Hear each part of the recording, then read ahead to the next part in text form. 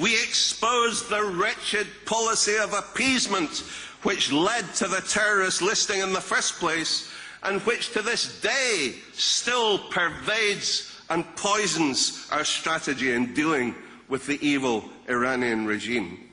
Now, like a cornered rabid dog, snapping and biting at anything within range, the regime even claims that the uprising which followed Ahmadinejad's stolen re-election was the handiwork of the PMOI. They may describe the PMOI as a grouplet, but it's clearly a grouplet that has awesome powers. Like the majority of Iranian citizens, we know that there is no realistic alternative inside the regime. Mir Hossein Mousavi became the figurehead leader of the Green Movement as the default opposition to Ahmadinejad after the blatantly swindled election fraud. But when it counted the most, the spineless extremist of the 1980s, Mousavi, betrayed even his own supporters in order to save his own neck. Now he is irrelevant when it comes to the opposition to the mullahs. The real hopes of tens of millions of Iranians is the PMOI, and that's why they are feared and loathed by Tehran. The mullahs believe that they can handle the West, but they don't know how to deal with the PMOI.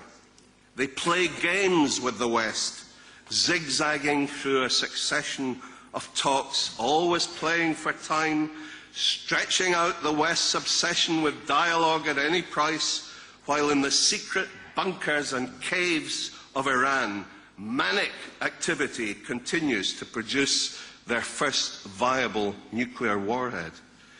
And we fall for it again and again.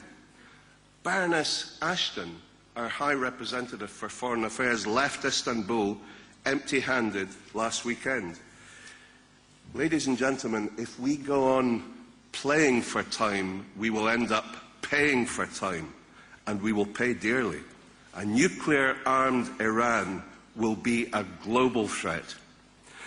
While the West continues to play these silly games, Iran spreads its evil influence across the Middle East. We handed Iraq to the mullahs on a plate. Now thousands of trained agents of the Iranian regime have infiltrated every strata of Iraqi society. And it's the same in Lebanon. Iran no longer hesitates to state publicly that its forward defense line now passes through Lebanon and Palestine. So we must stop this ludicrous game of hide and seek, abandon the failed policy of appeasement, and confront the mullahs before they gain hegemony in the Middle East. And it doesn't mean armed invasion.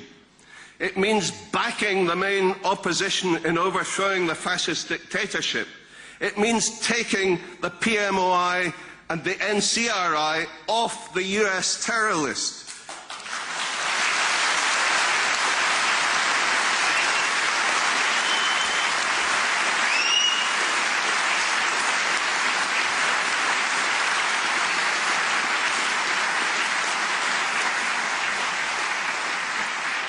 And it means recognizing the symbolic importance of and providing protection for the brave residents of Camp Ashraf.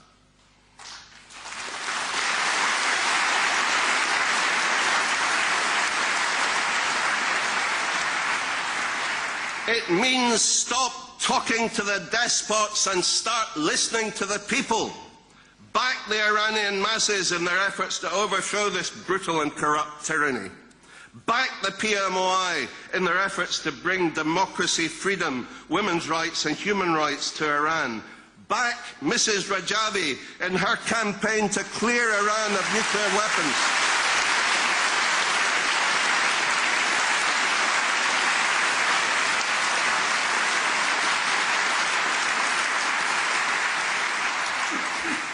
Ladies and gentlemen, 252 years ago today, on the 25th of January, our great Scottish poet Robert Burns was born. Burns hated tyranny in all its forms.